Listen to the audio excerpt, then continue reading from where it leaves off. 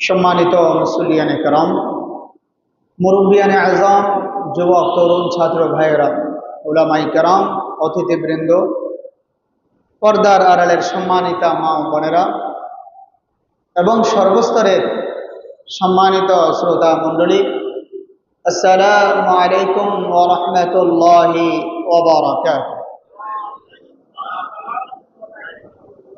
মহান আল্লাহ তাআলার দরবারে আমরা শুকরিয়া আদায় করছি। পবিত্র জুমার দিন, ফজিলতের দিন, পবিত্র জমাদিউল আউয়ালের আজকে 15তম দিবস, 1447 হিজরি, 22 কার্তিক 1432 বঙ্গাব্দ এবং 7 নভেম্বর 2025 ইংরেজির আজকের জুমার দিনে আল্লাহর ঘরে আসার বসার সুযোগ করে দিয়েছেন।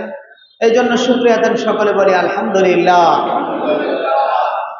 সম্মানিত হাজিরিন, আজকের খুতবার আলোচ্য বিষয় হলো নামাজ আদায়ে অসতর্কতা, উদাসীনতা। এই বিষয়ে আজকে সতর্কতামূলক আলোচনা করব ইনশাআল্লাহ বিতাওফিকিল মালিকিল আজিজিল আল্লাহ। আল্লাহ পাকের মেহেরবানি যে আপনাকে আমাকে আল্লাহ তাআলা হাজারো লক্ষ কোটি কোটি মানুষের মধ্যে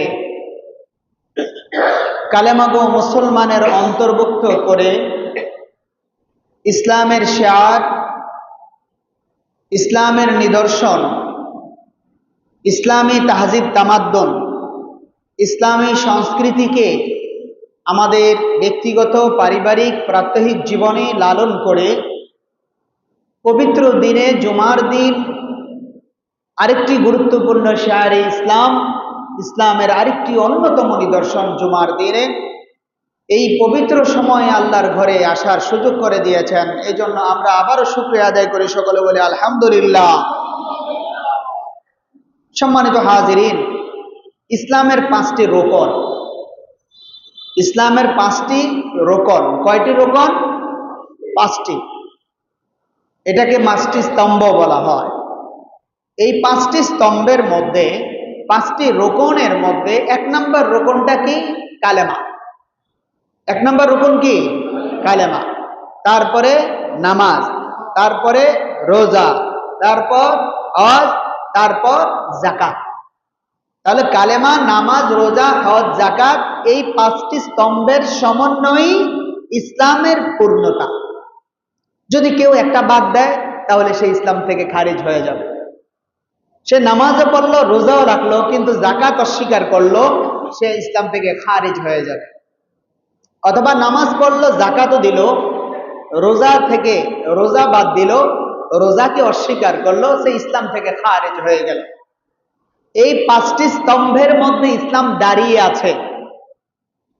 তার মধ্যে একটা স্তম্ভ যদি কেউ নষ্ট করে দেয় তাহলে তার দ্বারা ইসলামের একটি স্তম্ভ নষ্ট হওয়া মানেই হলো ওই ব্যক্তি ইসলামকে সমর্থন করলো না, ইসলামকে মানলো না। তো বলছিলাম এই 5টি রোকন, 5টি স্তম্ভের মধ্যে 2য় নম্বর যে রোকন স্তম্ভ সেটা হলো নামাজ। কালেমার পরই নামাজের স্থান। আর মুমিনের পরিচয় হলো নামাজ দিয়ে। মুমিন নামাজ পড়বে, অমুসলিম নামাজ পড়বে না। মুসলমান নামাজ পড়বে, কাফের নামাজ পড়বে না।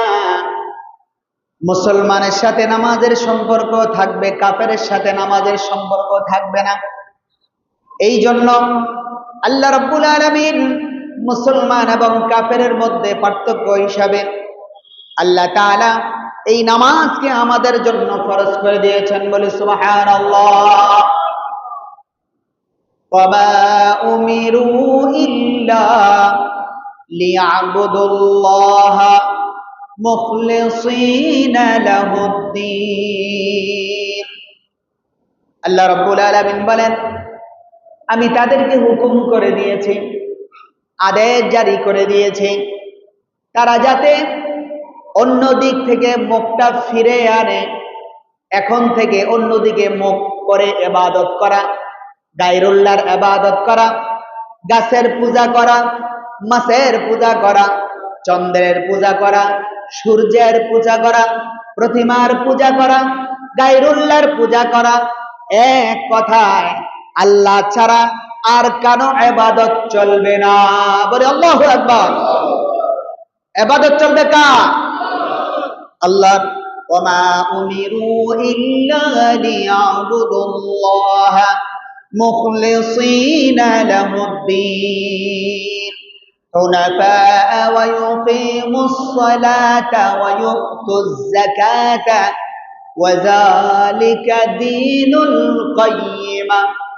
আল্লাহ রাব্বুল আলামিন বলেন, এতদিন কালেমা পড়ার আগে তোমরা গায়রুল্লাহর পূজা করেছ, প্রতিমার পূজা করেছ, গাছের দিকে মুখ করেছ, মাছের দিকে মুখ করেছ।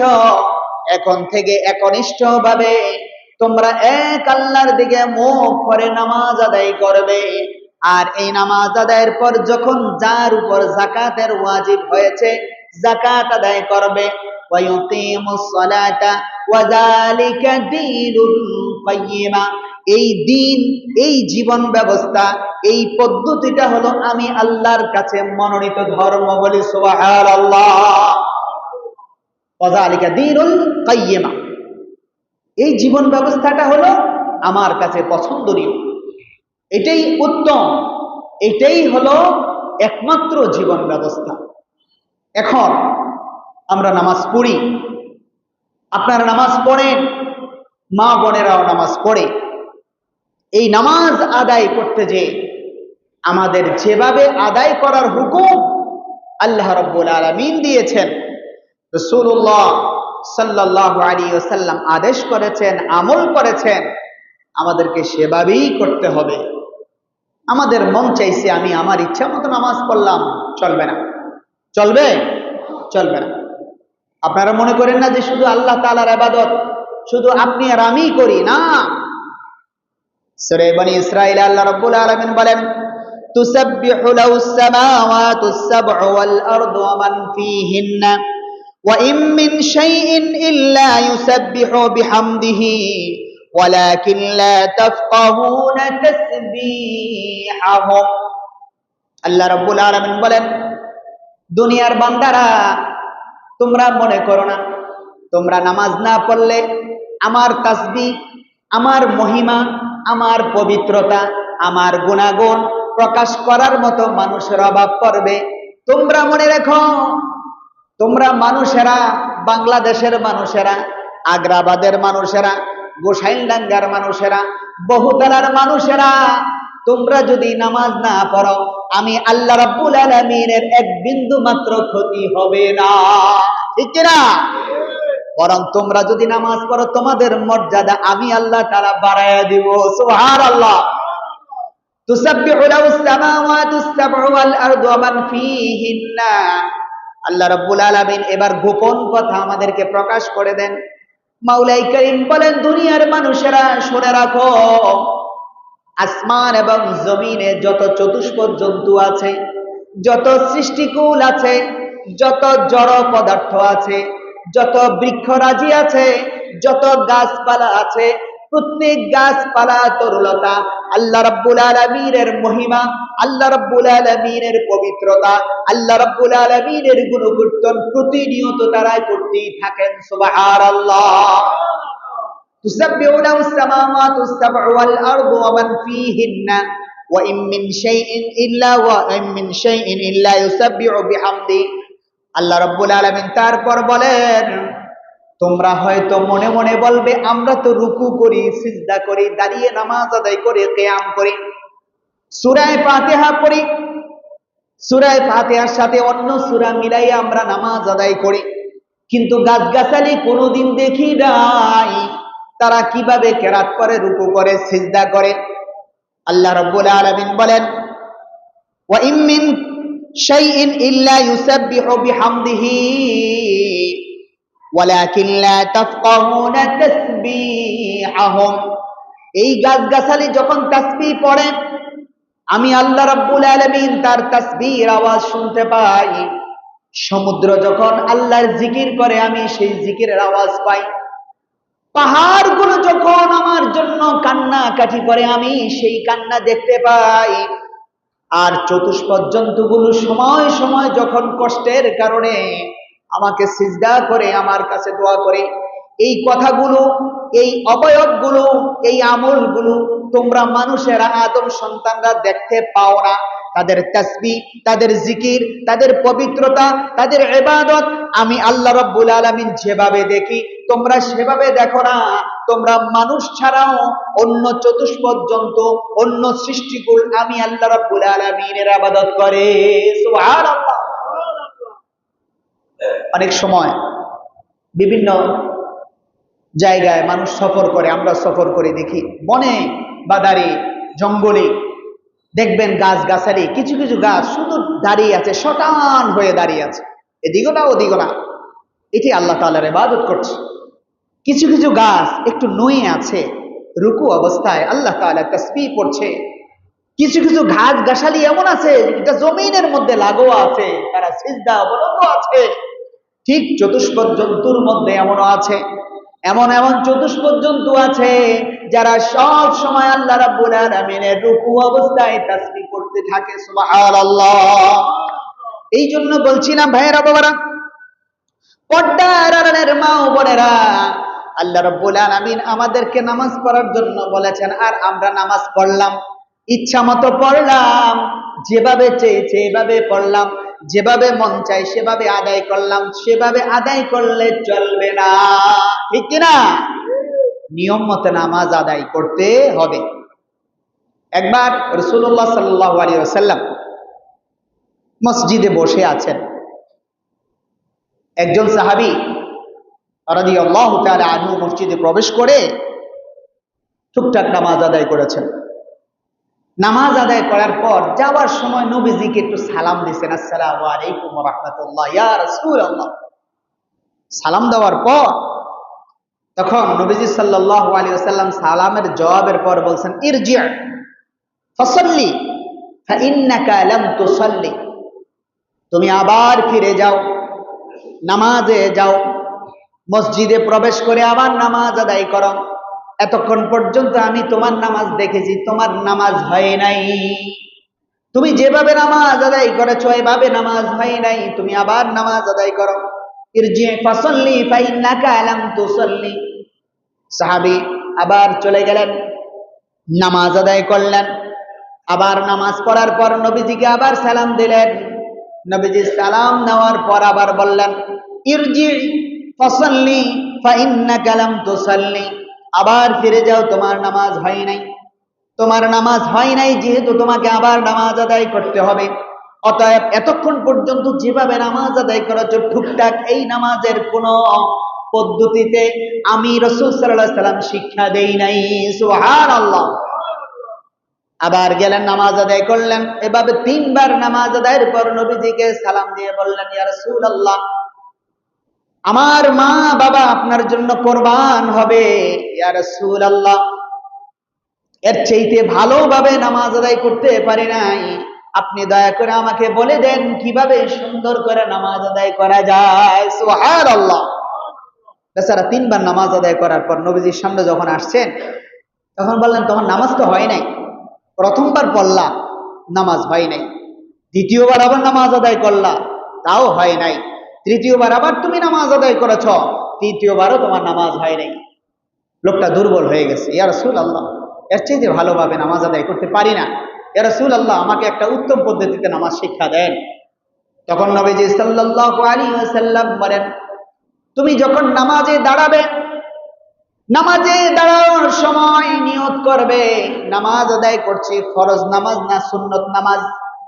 ওয়াক্তের কথা স্মরণ করে তুমি নামাজ, আল্লাহু আকবার, তাকবীরে তাহরিমা বলে তুমি নামাজ আদায় করার জন্য নিয়ত করবে, নামাজ আদায় করা শুরু হয়ে যাবে। হতে পারে তুমি সূরা কেরাত বেশি জানো না, যা জানো, যতটুকু জানো, যেরকম জানো, যেরকম শিখেছ, অন্তত পক্ষে যা জানো কোরআন থেকে সূরা ফাতিহা পড়ার পর তুমি তোমার ইচ্ছা মতো কোরআন তেলাওয়াত করো।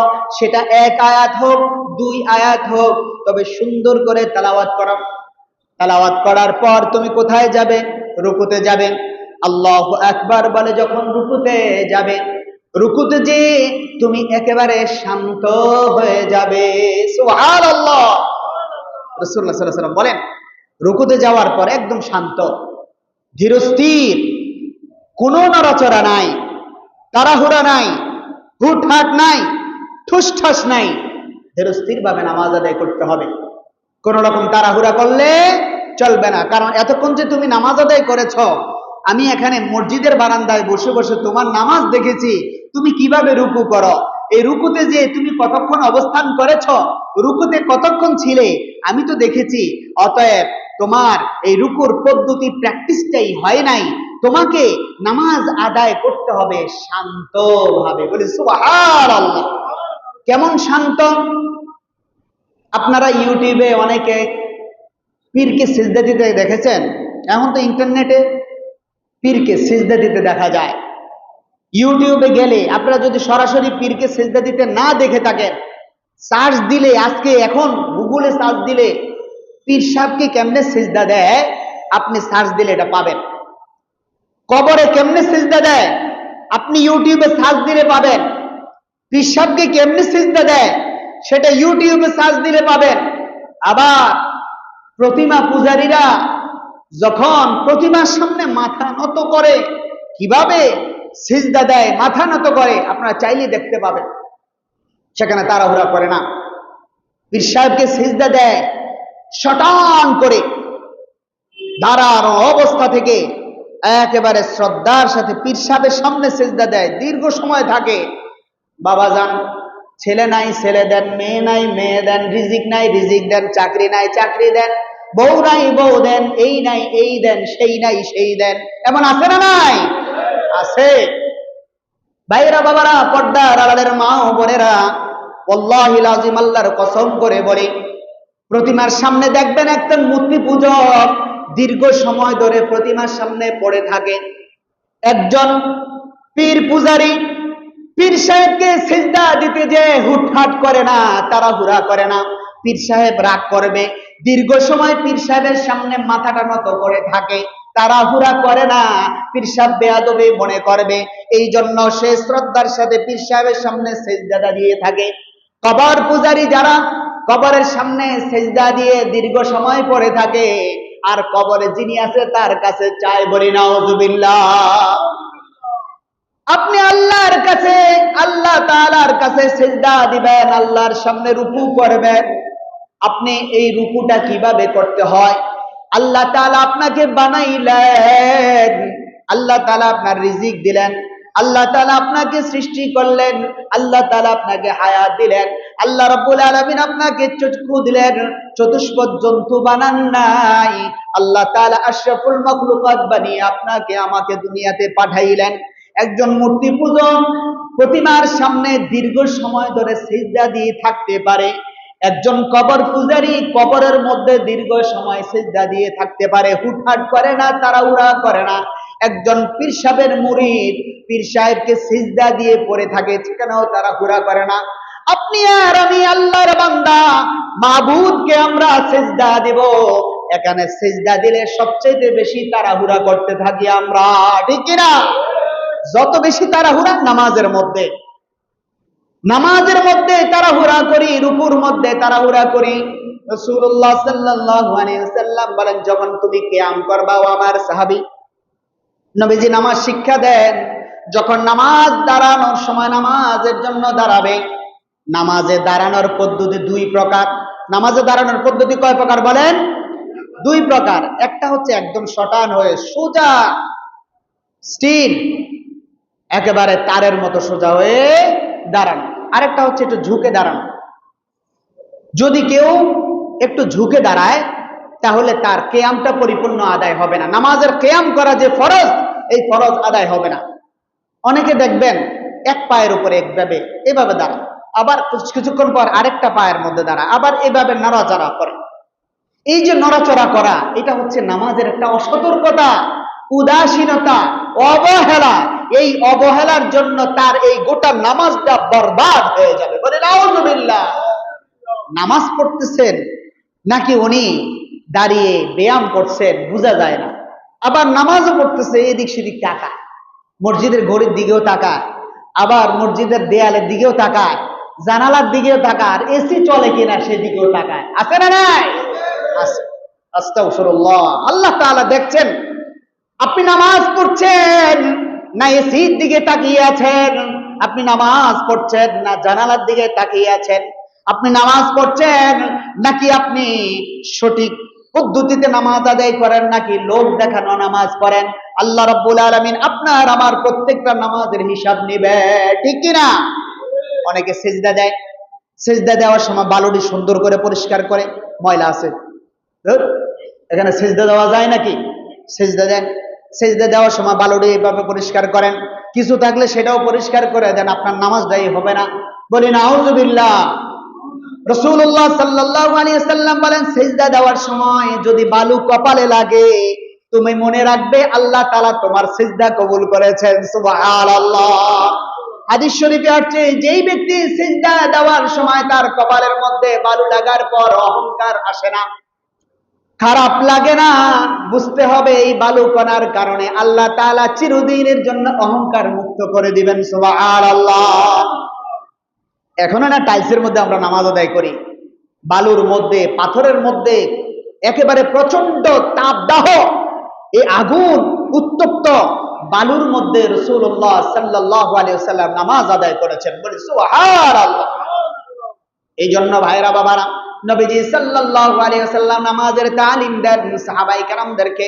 তুমি যখন দাঁড়াবে, দাঁড়ানোর সময় এক পায়ে দাঁড়াতে পারবে না, দুই পায়ে দাঁড়াতে হবে, দুই পায়ের মাঝখানে 4 আঙ্গুল ফাঁক রাখবে। অনেকে ফাঁক রাখার সময় এমন ভাবে ফাঁক করতে থাকে, দুই পা দুই দিকে টানতে থাকে, যতটুকু দরকার পুরোটা নেওয়ার পর এরপরে যদি ওর সাথে কেউ লাগে এভাবে তাকায়। খেয়াল করেন কথাটা, নামাজের কাতারের কথা বলছি। যখন নামাজের কাতারে আমরা দাঁড়াই, দাঁড়ানোর সময় কেউ যদি কারো সাথে লেগে যায় এভাবে তাকায়, চেহারার দিকে তাকায়, মাথা থেকে তার একবারে পা পর্যন্ত তাকায়, এরপরে মাইন্ড করে, এরপরে সে জায়গাটা খালি রাখে। বলি নাউযুবিল্লাহ। এই কাজগুলো আমরা করি, আমরা মুসলমান মুসল্লি যারা, তারাই আমরা এই কাজগুলো মসজিদে দাঁড়িয়ে দাঁড়িয়ে এই কাজগুলো করি। আর আমরা অনেক সময় দেখি, তাকায় তাকায় দেখি আর বলি আহারে, আল্লাহ তাআলার ইবাদত করার জন্য এসে যদি এভাবে মানুষ নিজের ব্যক্তিত্বের চিন্তা করে, পার্সোনালিটির চিন্তা করে, আর আরেকজনকে ছোট করে দেখে, নামাজের মধ্যে যদি নিজের বরত্বের চিন্তা করে, তাহলে তার মসজিদে আসার দরকার নাই, ঠিক কিনা? এখানে আমরা সকলে গোলাম, প্রত্যেকে আমরা আল্লাহর গোলাম। গোলামি করার জন্য এখানে আসি, এখানে বাহাদুরি করার জন্য আমরা এখানে আসি না, ঠিক কিনা? মসজিদে বাহাদুরির জায়গা না, এখানে গোলামির জায়গা। অতএব গোলামি করার জন্য এসে যেহেতু, অতএব মাওলার কাছে যেভাবে গোলামি করলে মাওলা গোলাম হিসাবে কবুল করবে, সেভাবে গোলামি করতে হবে, ঠিক কিনা? এই জন্য ভাইরা বাবারা, নামাজ যখন আমরা পড়ব, নামাজ যখন দাঁড়াবো, রুকুতে যখন যাব, কিয়াম যখন করব, নবীজি যেভাবে কিয়াম করার জন্য বলেছেন সেভাবে আমরা কিয়াম করব। দাঁড়ানোর সময় এলোমেলো দাঁড়াবো না, একেবারে সোজা সাপটা কাতার বন্ধী আমরা দাঁড়াবো। নবীজি সাল্লাল্লাহু আলাইহি ওয়াসাল্লাম আল্লাহর ওই বান্দাকে বললেন, তুমি যখন দাঁড়ানোর পরে যখন রুকুতে যাবে, রুকুতে যে সুবহানা রাব্বিয়াল আযীম, সুবহানা রাব্বিয়াল আযীম, আল্লাহ রাব্বুল আলামিনকে স্মরণ করবে আর বলবে, মাওলা আমি তোমার সামনে হাজির, আমার দেহ, আমার চক্ষু, আমার অঙ্গ প্রত্যঙ্গ, আমার গোটা শরীর আপনার সামনে আমি সারেন্ডার করে দিলাম মাওলাই করিম। আয় আল্লাহ তাআলা, দুনিয়ার মানুষ তার নিজের স্বার্থ হাসিলের জন্য ডিসি সাহেবের কাছে একেবারে ছোট হয়ে বসে থাকে, দুইটা হাত একসাথ করে দাঁড়ায়া থাকে, নড়াচড়া করে না। এসপি সাহেবের সামনে যখন যায়, প্রধানমন্ত্রীর সামনে যখন যায়, ডিসি সাহেবের কাছে যখন যায়, ওসি সাহেবের সামনে যখন যায়, কত সম্মান দিয়ে বসে থাকে, নড়াচড়া করে না। অতএব আমার বুঝতে হবে, আমরা সেই মালিকের কাছে এসেছি, যেই মালিক আমার ইবাদত দেখছেন, আমার সিজদা দেখেন, আমার রুকু দেখেন, আমার কথা শুনেন, আমার অবয়ব দেখেন। অতএব আমরা এখানে রুকু করার সময় তাড়াহুড়া করার কোনো সুযোগ নাই। বলে আল্লাহু আকবার, সুবহান রাব্বিয়াল আযীম, সুবহান রাব্বিয়াল আযীম।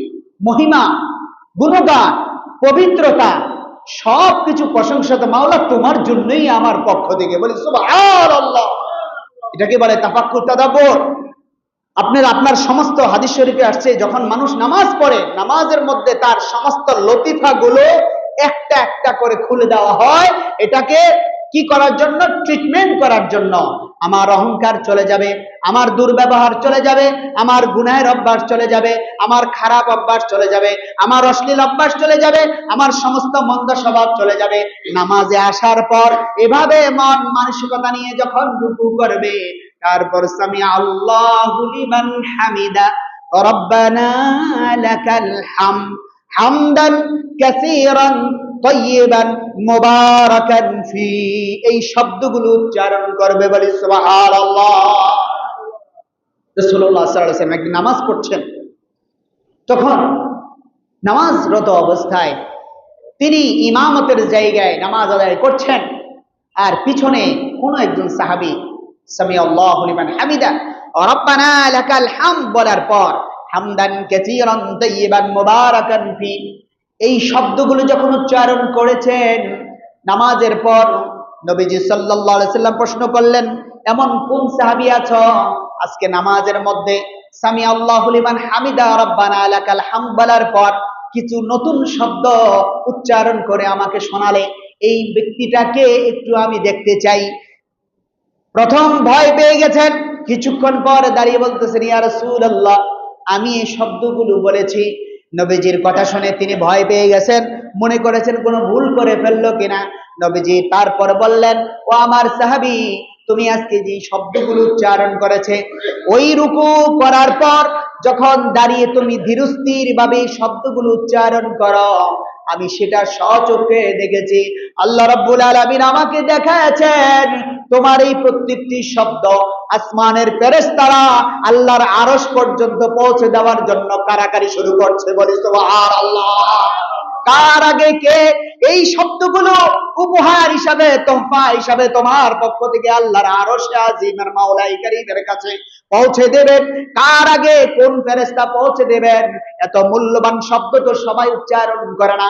মূল্যবান শব্দগুলো পেয়ে ফেরেশতারা খুব দ্রুত বেগে আল্লাহর সামনে পৌঁছে দিয়েছেন। বলে সুবহানাল্লাহ।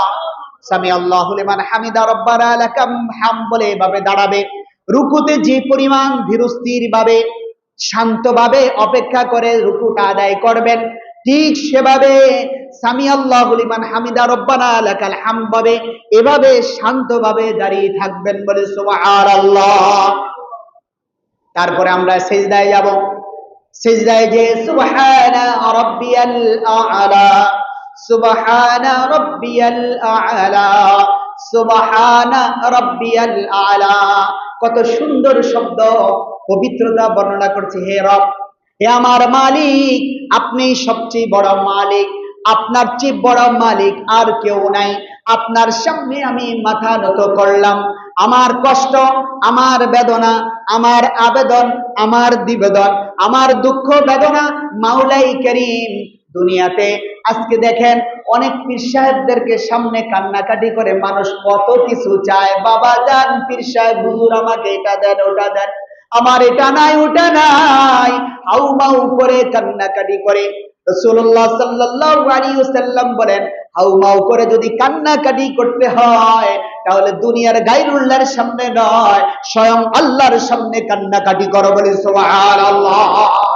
কান্নাকাটি করতে হলে আল্লাহর সামনে কাটো। যদি বলতে হয় আল্লাহর সামনে বলো। আল্লাহর সামনে যদি এভাবে নামাজ আদায় করো, ধীরস্থির ভাবে সিজদা করো, একটা সিজদা করার পর আল্লাহু আকবার বলার পর বসো। আল্লাহুম্মা গফিরলি ওয়ারহামনি ওয়াহদিনি ওয়াআফিনি ওয়াজরুমনি, আরো শব্দ আছে, এই শব্দগুলো বলো, ধীরস্থির ভাবে বসো, আবার দ্বিতীয় সিজদা আদায় করো। এভাবে নামাজটা শেষ করার পর, তাশাহুদ শেষ করার পর ডান দিকে সালাম, বাম দিকে সালামের মাধ্যমে নামাজ শেষ করো। বলি সুবহানাল্লাহ। নামাজ খুব বেশি কঠিন না ভাইরা বাবারা। বয়োজ্যেষ্ঠ মুরব্বী আছেন, আপনাদেরকে পা ধরে বলি, হয়তো আপনারা বলবেন যে কেরাত শুদ্ধ কিনা অশুদ্ধ আমরা তো জানি না।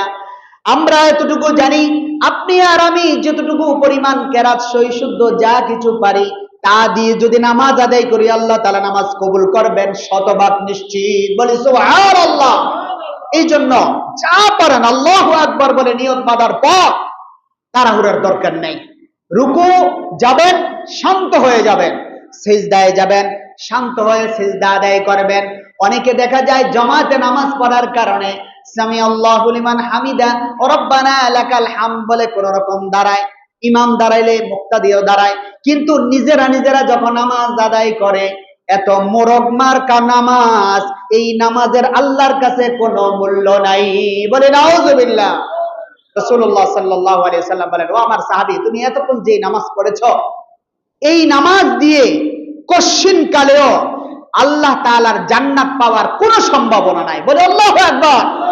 আল্লাহ তাআলার প্রিয় হাবিব সাল্লাল্লাহু আলাইহি ওয়াসাল্লাম বলেছেন, যদি নামাজের মাধ্যমে তুমি জান্নাত পেতে চাও তাহলে যা পারো, কেরা ছোট হোক, একটা সূরা পারো, একটা আয়াত পারো, চলবে, কোনো সমস্যা নাই, কিন্তু ধীরস্থির ভাবে নামাজ আদায় করতে হবে। নামাজে তাড়াহুড়া করা যাবে না, নামাজে আরেক দিকে তাকায় থাকা যাবে না, নামাজের মাধ্যমে নড়াচড়া করা যাবে না, নামাজের মধ্যে এক পায়ে দাঁড়াইলে কিছুক্ষণ পর আরেকবারে দাঁড়ায়, এটা হবে না। হ্যাঁ, এরকম যদি হয়, কেউ দাঁড়াইতে পারে না, পায়ে ব্যথা, তার জন্য মাপ, তার দাঁড়ানো ফরজ না, সে যদি বসে নামাজ আদায় করতে চায় বসে আদায় করবে। কিন্তু যার শারীরিক সক্ষমতা আছে, পূর্ণ সক্ষমতা আছে, সে যদি নাড়াচাড়া করে, পা নাড়াচাড়া করে, শরীর নাড়াচাড়া করে এবং আমলে কাসির করে। আমলে কাসির বুঝেন? আমলে কাসির হলো এমন কাজ আমি নামাজে করব যেটা মানুষ দেখলে বুঝবে উনি তো নামাজ পড়ে না, উনি মনে এমনি দাঁড়িয়ে আছে, একটু চুলকানি আছে, দাড়ি নাড়াচাড়া করি, আমরা জামার বুতাম এভাবে নাড়াচাড়া করি নামাজের মধ্যে, নামাজ পড়তেছি আসলে নাকি তামাশা করতেছি সেটাই বুঝে আসে না। আস্তাগফিরুল্লাহ। এই নামাজ দিয়ে জান্নাত পাওয়ার কোনো সম্ভাবনা নাই। নামাজের মধ্যে আপনি দাড়ির খিলাল করার দরকারটা কি? নামাজের পরে করবেন, নাড়াচাড়া করলে আপনারা পরে করবেন। এভাবে নামাজের মধ্যে অবহেলা করা, এটা আল্লাহ তাআলা কঠিন ভাবে শাস্তি দেওয়ার কথা সূরা মাউনের মধ্যে বলেছেন। এই আয়াতটা বলে আমি আলোচনা শেষ করছি। আল্লাহ তাআলা কোরআনে কারিমে সূরা মাউনে বলেন, ফাওয়াইলুল লিল মুসাল্লিন আল্লাযীনা হুম আন সালাতিহিম সাহুন। দুর্ভোগ ওই সমস্ত নামাজীর জন্য যেই নামাজি নামাজের ব্যাপারে উদাসীন, রুকু করার ব্যাপারে উদাসীন, সিজদা করার ব্যাপারে উদাসীন, সামি আল্লাহু লিমান হামিদা রব্বানা লাকাল হামদ বলে দাঁড়াইতেও চায় না, কোন রকম দাঁড়ানোর আগেই আবার সিজদায় চলে যায়। এমন আছে না নাই? আছে। এত সময় কই? এত সময় কি আছে দাঁড়াইয়া সামি আল্লাহ বলবো ওই সময় আমার হাতে নাই, দাঁড়ানোর আগেই সিজদা মারে একটা সিজদা দেওয়ার পর দাঁড়ানো অর্থাৎ বসার আগেই সিজদা আরেকটা মারে, এটা হলো মোরগ নামাজ। এই মুরগি নামাজ দিয়ে নামাজ আদায় হবে না। এই জন্য ভাইয়েরা বাবারা, আল্লাহ রাব্বুল আলামিন বলেন, ফাওয়াইলুল লিল মুসাল্লিন আল্লাযীনা হুম আন সালাতিহিম সাহুন। দুর্ভোগ, কঠিন আযাব, শাস্তি অপেক্ষা করছে ওই সমস্ত নামাজীদের জন্য যেই সমস্ত নামাজীরা তাদের নামাজের ব্যাপারে বেখবর। এই আয়াতের তাফসীরে এসেছে, কয়েকটা ব্যাখ্যা এসেছে। এক নাম্বার ব্যাখ্যা হলো, যারা সময় মতো নামাজ পড়ে না, ওয়াক্ত হয়েছে নামাজ পড়ব, এই পড়তে পড়তে তার নামাজের ওয়াক্ত শেষ, কোন রকম তাড়াহুড়া করে টুকটাক করে 2 রাকাত নামাজ পড়ে, 4 রাকাত নামাজ পড়ে, আর এত দ্রুত বেগে বলে, এটা যদি কিলোমিটার হিসাব করি তাহলে গণে শেষ করা যাবে না। এত দ্রুত বেগে রুকু করে, সিজদা করে, আবার দাঁড়ায়, আবার বসে, কেমনে এত তাড়াতাড়ি নামাজ পড়ে আল্লাহই ভালো জানে। এই টুকটাক নামাজের কোনো মূল্য নাই। এভাবেই আল্লাহ তাআলা বলেছেন, দুর্ভোগ এই সমস্ত নামাজীদের যারা সময় মতো নামাজ পড়ে না, সময় শেষ হয়ে গেলে তাড়াহুড়ো করে এসে নামাজ পড়ে। আরেক ওলামায়ে কেরাম বলেছেন, আরেকটা এরকম হতে পারে, যারা নামাজ পড়ে ঠিক কিন্তু আল্লাহ সন্তুষ্টির জন্য না, লোক দেখানো নামাজ। লোক দেখানো নামাজের অভ্যাসটা বেশি ছিল। তাফসীরে এসেছে মুনাফিকদের। আল্লাহ রাসূল সাল্লাল্লাহু আলাইহি ওয়াসাল্লামের জামানে কিছু মুনাফিক ছিল, যারা নামাজের রক্ত হলে নামাজ পড়বে, বিষয়টা এরকম না। তারা মানুষকে দেখানোর জন্য, সাহাবায়ে কেরামদেরকে দেখানোর জন্য, নবীজিকে দেখানোর জন্য সময় নামাজ পড়তো। ওইটাও একটা কারণ। দুর্ভোগ ওই সমস্ত মুনাফিকদের যারা লোক দেখানো নামাজ আদায় করে। 3 নাম্বার হলো, নামাজ পড়ে ঠিক কিন্তু কিছু মানুষ এমন আছে যারা নামাজ পড়তে যে অগ্রাহ্য করে, অবহেলা করে, সতর্কতা অবলম্বন করে না। এমনকি সে কি আল্লাহর সামনে দাঁড়িয়েছে, নাকি আসলে নিজের মন গড়া একটু দায়িত্ব পালন করার জন্য মসজিদে এসেছে, সেটা নিজেই বুঝে নাই। এই জন্য রাসূলুল্লাহ সাল্লাল্লাহু আলাইহি ওয়াসাল্লাম বলেন, আনতা আবুদাল্লাহা কান্নাকা তারা ফাইল্লাম তারা ফাইল্লাম তাকুন তারাহু ফাইল্লাম ইয়ারাক। ও আমার উম্মতেরা, সাহাবায়ে কেরাম, শুনে রাখো, তোমরা যখন নামাজ আদায় করবে তখন তোমরা মনে মনে ভেবে নেবে স্বয়ং আল্লাহ তাআলাকে তুমি দেখছো, স্বয়ং আল্লাহ রাব্বুল আলামিনকে তুমি দেখতে পাচ্ছ, এভাবে তুমি নামাজ আদায় করবে। যদি মনে করো তুমি আল্লাহ রাব্বুল আলামিনকে সরাসরি দেখতে পাচ্ছ না, তবে এটা মনে রাখো স্বয়ং আল্লাহ তাআলা তোমার নামাজের সচিত্র প্রতিবেদন দেখছেন। বলি সুবহানাল্লাহ। তুমি কিভাবে দাঁড়াও, কিভাবে তাকবীরে তাহরিমা বলো, কিভাবে রুকু করো, কিভাবে সিজদা করো, কিভাবে তাশাহুদ পড়ো, কিভাবে দুরূদ শরীফ পড়ো, কিভাবে নামাজে সালাম দাও, কিভাবে সালাম ডান দিকে ফেরাও, বাম দিকে ফেরাও, এই রুকু সিজদার সমস্ত কাইফিয়ত পদ্ধতিগুলো যেহেতু আল্লাহ তাআলা স্বয়ং আমার দেখছেন, অতএব আল্লাহর সামনে, ডিসি সাহেবের সামনে যেভাবে ভদ্রতার সাথে কথা বলতে হয়, শালীনভাবে কথা বলতে হয়, ভয়ে ভয়ে কথা বলতে হয়, অকাতরে একেবারে চাইলে যেভাবে সেভাবে কথা বলা যায় না, ঠিক তদ্রুপ আল্লাহর সামনে যখন আমরা নামাজ আদায় করব, আমরা আমাদের সর্বোচ্চ সবর এবং ধৈর্যের মাধ্যমে আমরা নামাজ আদায় করব। বলি সুবহানাল্লাহ। এই জন্য আসল ছোটখাটো ভুল, এই কি বলো বড় ভুল না, নামাজ আমরা আদায় করি ঠিক, কিন্তু নামাজের মধ্যে আমার নজর যদি এদিক সেদিক যায়, নামাজের মধ্যে যদি মসজিদের ছাদের দিকে তাকায়া থাকে, তাহলে এই নামাজ হবে না। এই নামাজের মধ্যে দুর্বলতা প্রকাশ পায়। নামাজের মধ্যে আমরা দাঁড়াইলাম আর এভাবে নড়াচড়া করলাম। নামাজে কাতার সোজার যেই বিধান আছে, রাসূলুল্লাহ সাল্লাল্লাহু আলাইহি ওয়াসাল্লাম বলেন, ফাইন্না আকামাতিস সাফে মিন হুসনিস সালাহ।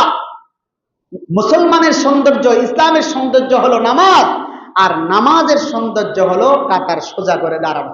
রাসূলুল্লাহ সাল্লাল্লাহু আলাইহি ওয়াসাল্লাম প্রত্যেক নামাজে বলতেন কি, সাওয়ু সুফুফাকুম ফাইন্না তাসফিয়াতাস সুফুফি মিন আকামাতিস সালাহ। যখন নামাজের সময় হবে, যখন ইকামত হয়ে যাবে, তখন তোমরা এমন ভাবে সারিবদ্ধভাবে দাঁড়াও, সোজা সুজি কাঁধে কাঁধ মিলিয়ে তোমরা কাতার বন্দী হয়ে নামাজে দাঁড়িয়ে যাও। বলি সুবহানাল্লাহ। এমনকি রাসূলুল্লাহ সাল্লাল্লাহু আলাইহি ওয়াসাল্লামের হাদিস, আকিমুস সুফুফাকুম ওয়া তারাসু, আকিমুস সুফুফাকুম ওয়া তারাসু। হারম শরীফে যারা নামাজ আদায় করেছেন দেখবেন তারা এই শব্দটা বেশি বেশি ব্যবহার করে, আকিমুস সুফুফাকুম ওয়া তারাসু, ওয়া তারাসু, আর অন্য ভাষায় ব্যবহার করে, অন্য শব্দ ব্যবহার করে। অর্থাৎ এই শব্দগুলো বলার উদ্দেশ্য হলো, নামাজ যেভাবে ইসলামের সৌন্দর্য প্রস্ফুটিত হয়, প্রকাশিত হয়, নামাজের কাতার বন্দী হয়ে দাঁড়িয়ে একেবারে সোজাসুজি কাতার করা, এটাও নামাজের অন্যতম একটা সৌন্দর্য। বলি সুবহানাল্লাহ। আগেরকার উম্মতদের ইবাদতের সিস্টেম ছিল গোলাকার হয়ে তারা ইবাদত করত। উম্মতে মুহাম্মাদের আল্লাহ তাআলার দেওয়া নির্দেশনা হলো কাতার বন্দী হয়ে নামাজ আদায় করবে। এই জন্য ইমামের দায়িত্ব হলো, যখন ইকামত হবে তখন ইমাম সাহেবের আবার দায়িত্ব হলো কাতার সোজা হয়েছে কিনা এবং কাতারে কোন রকম ফাঁক আছে কিনা, যদি ফাঁক থাকে সেটাকে পূরণ করতে হবে। এই জন্য আমি কথাটা এর আগেও বলছিলাম যে কাতার সোজা করতে যে কাতার ফাঁকা যেতে না থাকে, আরেকজন যখন এসে ফাঁকা জায়গায় দাঁড়ালে তখন অনেক সময় আমরা এই কাজটা করি, মাইন্ড করি, একদিকে তাকাই, তার মাথা থেকে একেবারে পা পর্যন্ত তাকাই, তাকে দেখে মাইন্ড করি এবং তাচ্ছিল্য ভরে দেখি, কি ব্যাপার, আমি তো একটু ইচ্ছা মতো সুবিধা মতো জায়গায় দাঁড়াইতে চাইছি, ফাঁক থাকলে একটু বাতাস আসবে, আর তুমি এনে কেমনে আমার সামনে আসলা, আমার সামনে এসে আমার সুবিধাটা তুমি নষ্ট করলা। এই ধরনের মানসিকতা থেকে আমাদেরকে উঠে আসতে হবে, ঠিক কিনা? আল্লাহ তাআলা আমাদের আপনাদের মা বোনদের সহি শুদ্ধ ধীরস্থির শান্তভাবে নামাজ আদায়ের তৌফিক দেন। সকলে বলে আমিন। ওয়া মা আলাইনা ইল্লাল বালাগ। আসসালামু আলাইকুম ওয়া রাহমাতুল্লাহি ওয়া বারাকাতুহু।